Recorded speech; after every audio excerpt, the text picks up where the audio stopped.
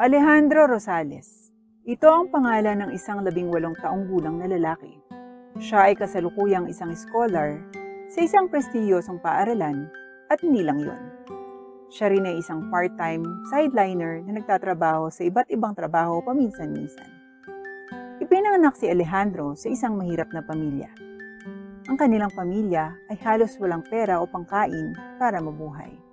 Kaya naman kinuha ni Alejandro ang responsibilidad na maghanap ng pera para mapangalagaan ang kanyang sarili at ang kanyang pamilya.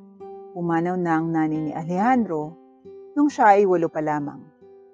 May sakit ang tatay niya at meron siyang 2 nakababatang kapatid na babae na inaalagaan. Dahil sa kawalan ng kakayahan ng kanyang ama at dahil bata pa ang kanyang mga kapatid, kinailangan niyang magbigay ng pangkain at iba pang pangangailangan para sa pamilya noong siya ay 16 na taon pa lamang. 2 taon na ang nakalipas mula noon. Medyo nahirapan nga si Alejandro pero kinaya niya pa rin. Malakas nga siya pero ang hindi niya inaasahan na yung bago niyang trabaho ay magiging rason ng panandali ang paghihirap niya sa kanyang buhay. At malalaman lamang niya ito mula sa unang araw ng kanyang bagong trabaho. Tuwang-tuwa si Alejandro nang magising siya.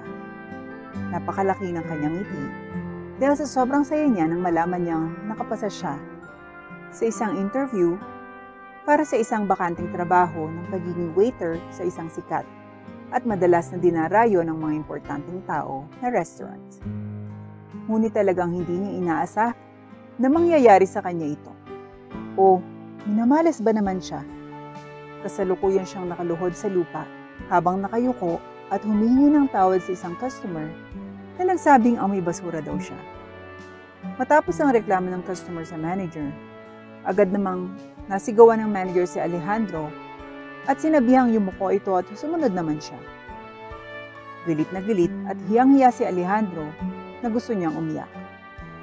Naisip niya na unang araw niya iyon sa kanyang bagong trabaho at ginugulo na siya nito. Hindi niya mapapatawad ang sarili niya sa pagiging irresponsable. Pasensya na po, sorry po talaga. Paulit-ulit na sambit ni Alejandro habang nakaluhod at humihingi ng patawad. Amoy basura pa ba ako? Pero 2 beses na ako naligo kaninang umaga. Sa isip ni Alejandro, alam niya sa sarili niya na hindi nahihiyaang marumihan ang kanyang sarili.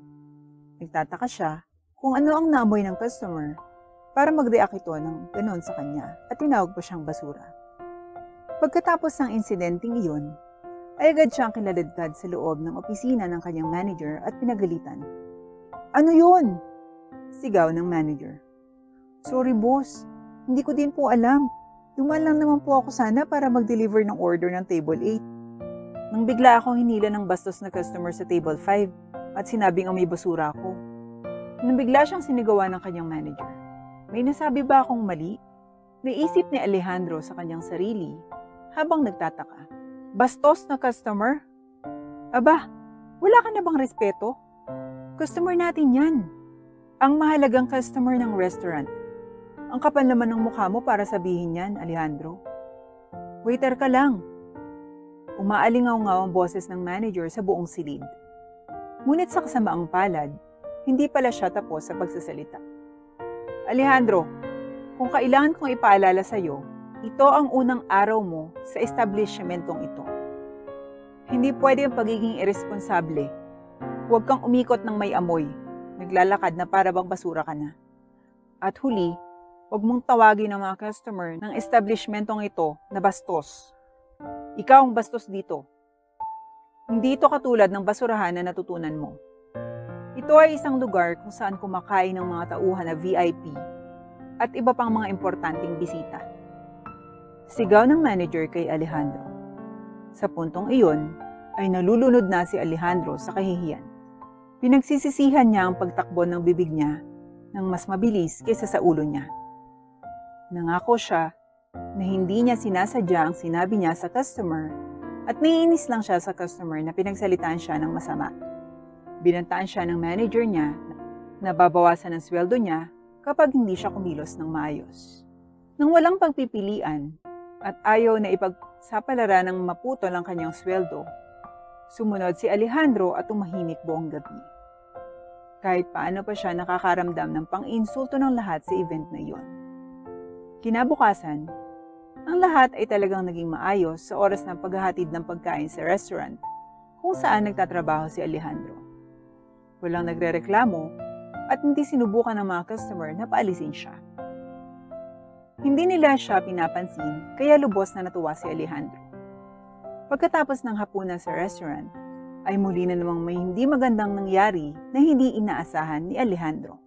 Nagpupunas ng sahig si Alejandro gamit ang isang maliit na tuwalya dahil wala na raw natitirang gamit na panglinis ng sahig ayon sa katrabaho ni Alejandro. At malapit na siyang matapos nang may marinig siyang timba na tila ba nahulog. Paglingon ni Alejandro ay nakita niya ang kanyang katrabaho na nakatayo sa gilid na may ngiti sa kanyang labi. Isa sa kanila, ang pangalan ay Kayla, ay kasalukuyang nakaapak sa isang itim na balde ng tubig na binaligtad. Tumawa si Kayla ng malakas bago sinipa muli ang balde ng tubig na wala ng laman. Sigurado akong kaya mong linisin ang munting kalat na to. Sigurado akong ginagawa mo ito sa buong buhay mo eh. Alam kong professional ka na dito. Tumawa pa ito at sinundan ng kanyang tawa ng mga kaibigan niya. Pero hindi doon tumigil ang pang-api na naranasan ni Alejandro sa gabing iyon. Isang taong nagngangalang Janice ang dumating. Siyang kumukuha ng mga maruruming pinggan at ibinabalik ito sa kusina. Bigla na lang niyang itinapon sa sahig ang lahat ng natapong pagkain sa mga maduduming plato. Oo! Reaksyon ng lahat ng mga nakakita at nabigla si Alejandro. Hindi siya makapaniwalang mangyayari ang mga ganoon. Ngayon ay kailangan niyang linisin muli ang sahig. Napahiya si Alejandro, ngunit hindi niya pinansin ang mga tawa ng kanyang mga katrabaho at patuloy niyang nilinisan ang sahig. Nakahinga na lamang ng maluwag si Alejandro nang makarating na siya sa kanyang tahanan. Kuya, kuya! Narinig niya ang sigaw ng kanyang mga kapatid. Ang kanilang masasayang mukha ay agad na nagdulot din ng ngiti sa mukha ni Alejandro. Lena, Emma! Balik na sigaw ni Alejandro. Andro, anak! Narinig ni Alejandro na makita niya ang kanyang ama na nakasandal sa pinto bilang suporta. Agad namang sumugod at tumulong si Alejandro sa kanyang ama. Papa, anong sinabi ko? Huwag na kayong umalis sa kama niyo, ako na mismo yung babati sa inyo doon. Reklamo ni Alejandro. Pero gusto kitang batiin sa harap ng pinto, katulad ng ginagawa ng nanay mo dati, anak. Wika ng tatay ni Alejandro. Hindi natuwa si Alejandro sa narinig niya at alam niya kung gaano kasakit sa kanyang ama matapos mawala ang kanyang ina. Alam ni Alejandro na mahal ng kanyang mga magulang ang isa't isa. Alam niyang dinurog nito ang puso ng kanyang ama nang malaman nito na ang kanyang ina ay namatay na. Matapos gawin ang ilang mga gawain sa kanilang bahay, at tulungan ng kanyang mga nakababatang kapatid na babae sa kung ano man ang kanilang kinakailangan, humiga na si Alejandro sa kama at nagpakawala ng malalim at mahabang buntong hininga. Naisip niya ang nangyari sa kasalukuyan, kung paano niya napahiya ang sarili niya at nagkaroon ng bawas sa sweldo matapos ang insultong ibinato niya sa customer sa restaurant na kanyang pinagtatrabahuhan. Napapikit si Alejandro habang nangangarap na magkaroon ng magandang araw kinabukasan. Gayunpaman, hindi ito nangyari. Muli siyang sinigawan ng isang customer dahil sa pagiging masyadong mahirap. Ang sabi ng customer, mukha siyang pulubi sa kalye at tumangging kunin ang pagkain sa kanya. Nakita ito ng iba sa restaurant at tumanggi na rin silang kunin ang kanilang order mula sa mahirap na waiter. Napansin ito ng manager at pinabalik siya sa opisina. Rosales, Alejandro, pangatlong araw mo pa lang ito. Nanggugulo ka na naman ulit. Nakatanggap ako ng reklamo dahil sa suot mo. Bakit ka naman lumalabas na para kang pulubi?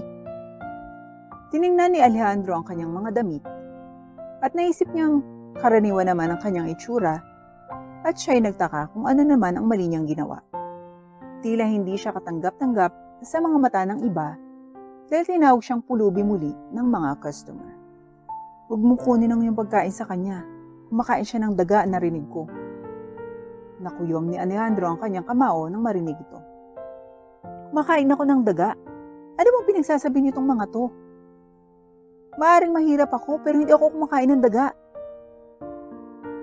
Kakayanin pa namin kumain ng isang dilatang sardina sa loob ng isang buwan. Naisip ni Alejandro habang nakikipagdigma sa kanyang isipan. Gusto man niyang bastusin pabalik ang customer, hindi niya magawa dahil naalala niya ang nangyari noong nakaraan. Ayaw niyang maulit iyon. Kailangan niya ang kanyang trabaho, kaya hindi niya lang pinansin ang mga narinig niyang komento habang naglalakad siya papunta sa table number 12. Good afternoon, sir. Ano pong order niyo? Tanong ni Alejandro bago yumuko. Pagkano ang waiter? Ang waiter? Sir, pakiulit po ulit. Napatingin ang lahat dahil medyo napalakas ang tanong ni Alejandro sa customer. Yumuko siya bilang paghingi ng tawad. Nagjo-joke lang ako. Anong pangalan mo? Tanong ng lalaki na nakaupo kay Alejandro. Alejandro po yung pangalan ko, sir. Nice name. I'm Luciel. Pwede ba kitang makausap kahit saglit lang? Tanong ng customer. Sir, tatanungin ko lang po yung manager ko. Tumango si Luciel bago umalis si Alejandro para tanungin ang kanyang manager. Sinabi niya sa manager ang tungkol sa request ni Luciel at nakita niya ang pagtataka sa mukha ng manager. Pumayag naman ito na kausapin si Alejandro sa loob ng 5 minuto lamang. Sir, ano pong gusto niyong pag-usapan? Tanong ni Alejandro nang makalapit siya kay Luciel. Maupo ka muna. Alam mo, ang gwapo mo talaga. Don't get me wrong. Nagtatrabaho talaga ako sa isang modeling company at naghahanap ako ng mga katulad mo. Sabi ni Luciel at iniabot kay Alejandro ang isang business card na may pangalan at numero. Kaya kung interesado ka, pwede bang bisitahin yung kumpanya namin kung minsan? Sa palagay ko, konting ayos lang, magagawa na tayo ng isang milagro. Nakatingin lang si Alejandro sa lalaki ng kakaiba. Hindi niya alam kung bakit. Siguro dahil desperado siya sa pera. Ngunit natagpuan ni Alejandro ang kanyang sarili na nakatayo sa harap ng kumpanya ng LA ilang araw pagkatapos niyang makilala si Luciel. Bumuntong hininga si Alejandro bago pumasok sa establishmento. Pagpasok niya, napansin niya na tunay ngang maraming tao sa building na ito. Kapansin-pansin ang karamihan ng mga sobrang gwapong lalaki na may magagandang damit na naglalakad sa paligid. Alejandro! Narinig ang isang boses ng lalaking sumigaw. Alam niya kung kaninong boses yon. At iyon ay kay Luciel. Buti naman at naisipan mong pumunta dito. Tara na!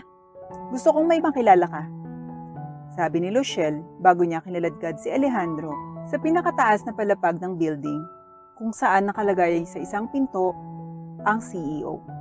Alejandro, ito ang aming CEO, Apollo. Apollo, si Alejandro. Ang lalaking sinasabi ko sa iyo. Masayang sabi ni Luciel. Inilahad ni Apollo ang kanyang kamay at kinuha ito ni Alejandro para makipagkamay. Nice to meet you, Sir Alejandro. How are you doing today? Tanong ni Apollo. Okay naman po ako. Pumunta po talaga ako rito para bumisita. Sabi kasi ni Luciel. Oo, sabi ko nga, sabi ni Luciel. I'm glad you're okay, Mr. Rosales. Alam mo Apollo, overrated ng masyadong maliit ng mga usapan. Sasabihin ko na sa kanya. Alejandro, gusto ko naming magtrabaho dito. Malakas na sigaw ni Luciel. Oo, gusto ko naming magtrabaho dito. Natigilan si Alejandro.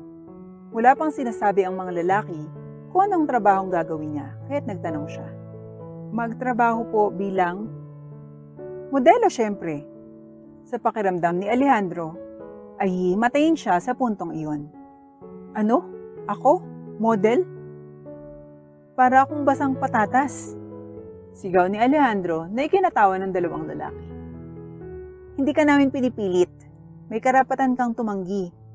Inisip lang namin na bagay sa iyong maging isang modelo. Um, Pwede bang pag-isipan ko muna? Nagkatinginan sila Luciel at Apollo bago tumango. Habang nagsisimulang maglakad si Alejandro papunta sa pinto, narinig niyang sumigaw si Luciel. Tawagan mo ako kung magbagong isip mo. Tumango si Alejandro bago tuluyang umalis na. Sa mga sumunod na araw, nabalisa si Alejandro. Hindi niya alam kung ano ang kanyang gagawin. Mr. Rosales, you're fired! Huh? Nagulat si Alejandro dahil dito. Medyo nag-overthink siya, kaya hindi niya namalayan na tinanggal na pala siya sa kanyang trabaho. Bumili pa naman sana siya ng bagong suit para hindi na siya mabastos ulit ng kanilang mga customer. Narinig mo ko? Tanggal ka na! Agad na lumabas ng gusali si Alejandro at naupo sa lupa sa sulok ng isang eskinita. Tumingin siya sa kanyang cellphone at nagpasya siya. Tatanggapin na niya ang naunang alok na natanggap niya. Makalipas ang ilang taon, bumalik siya sa sikat na restaurant na dating pinagtatrabahuhan ni Alejandro. Napabuntong hininga ang mga manggagawa at ang manager habang nakatingin sa halos walang laman ng restaurant. May naganap na krisis sa pananalapi at tumigil muna ang mga tao na pumunta sa restaurant nila. Plano na talaga nilang magsara kinabukasan. Kaya't nagulat sila nang tumunog ang bell, hudyat na may pumasok na customer. At mas lalo nilang ikinagulat nang makita ang mukha ng taong pumasok sa restaurant. Oh, mahirap na trabador. Alejandro? Walang kamalay-malay na sabi ng manager. Ah, sir. Sabi ni Alejandro. Anong ginagawa mo dito? Hindi lang nagulat ang manager na naroon si Alejandro. Nagulat din siya sa itsura nito ngayon. Naalala niyang nakita niya ang mukha nito sa isang magazine. Para kumain? Balita ko, sarado na tong restaurant bukas. Kaya dinala ko yung pamilya ko para kumain dito. Sa tingin ko pa naman, masarap ang pagkain niyo. Sabi ni Alejandro kasabay ng muling pagtunog ng doorbell at pumasok ang isang matandang lalaki.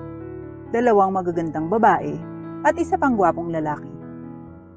Ang kanyang amang naipagamot na, ang kanyang 2 kapatid na dalaga na at si Luciel. Lumaki ka na naging matagumpay at gwapo, di ba? Sabi ng manager habang nakangiti. Nagigilty siya sa ginawa niya pero problema niya yon sa ibang pagkakataon. Problema na masusolusyonan pa sa susunod. Napangiti si Alejandro at sinabi niya sa kanyang kaharap. Oo, at lahat ng ito ay salamat sa iyo, sa inyo.